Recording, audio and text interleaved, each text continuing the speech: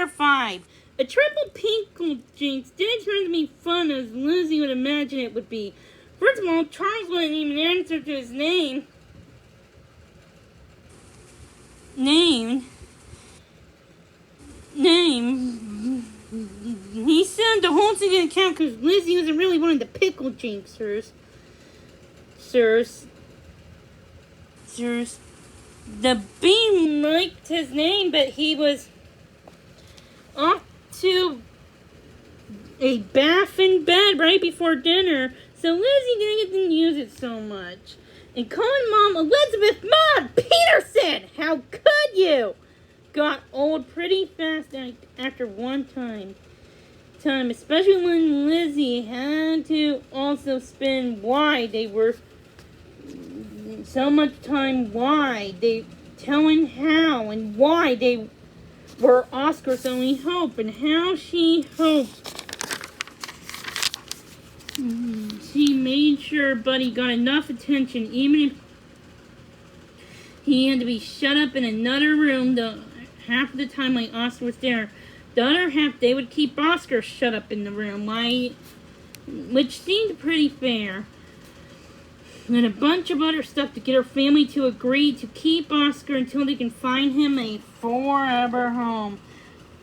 Which better not take too long, Mom said her last words on the topic. The next afternoon, Lizzie spent more time explaining to Charles why he should help her by watching Oscar and playing with him in the backyard. That way you can take Buddy along like Maria and I walk dogs, she said. I don't get why you can take Oscar so I can play with Buddy, Charles said. Because, Lizzie sighed, wasn't obvious.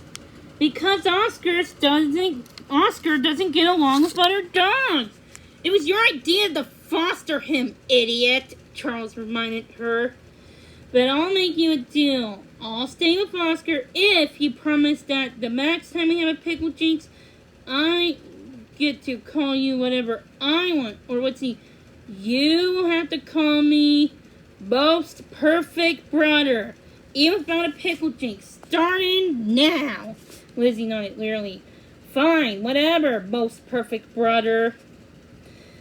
As soon as Charles took Oscar into the backyard, she grabbed Buddy's leash and hurried out to meet Maria. Maria did not make things easy either. Oh, wow, she said. You brought Buddy! They didn't say much until they picked up their first client, a huge German Shepherd named Tank. It always complicates things when you bring another dog, Maria said finally as Tank trotted along next to her. He was a strong, handsome young dog who walked very nicely as he wore his head harness. Lizzie stared at her friend.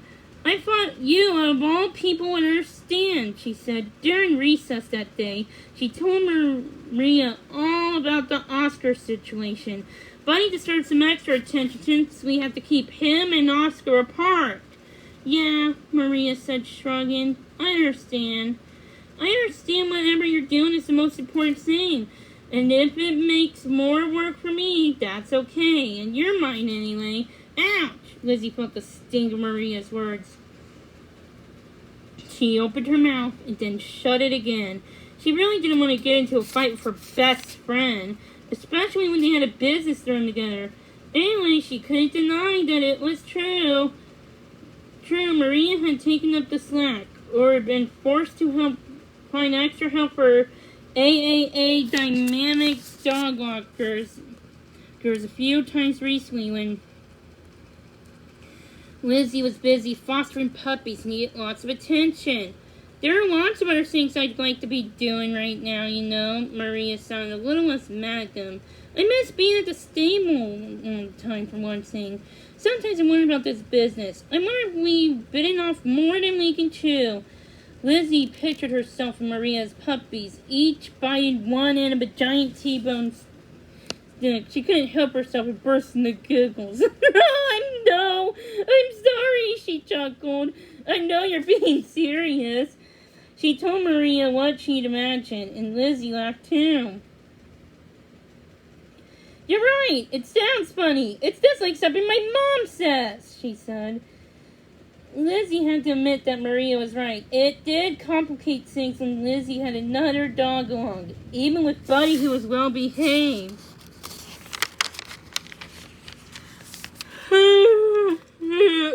Lizzie to have two other dogs, for an example. Plus, Buddy always wanted to sniff and play with the other dogs. Woo! Dogs, which made each walk longer than it would be.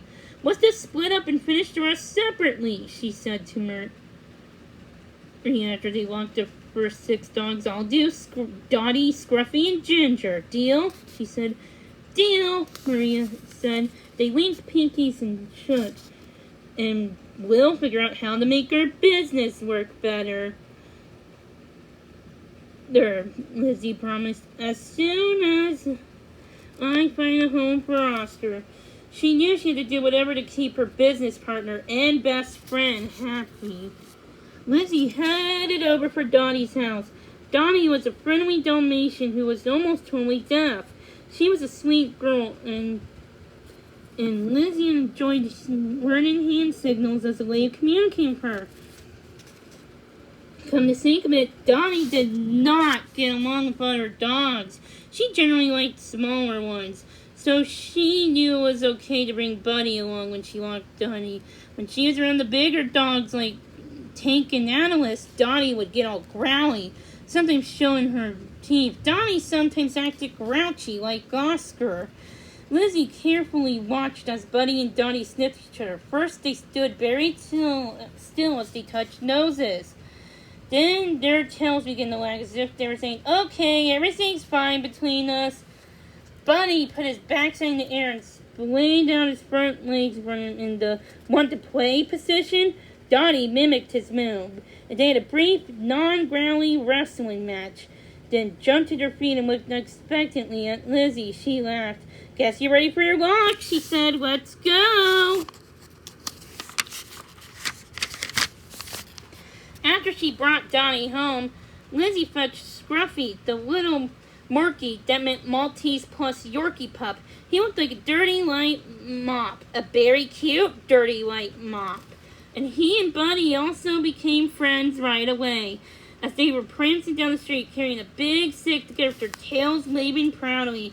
Lizzie watched as she thought, poor Oscar may never learn how to have doggy friends unless he learned how to get along with other dogs. But what was going to happen if Aunt Amanda kept him separate from all her other clients, and the Pearsons kept him separate from Buddy? Then she had an idea. What about Ginger?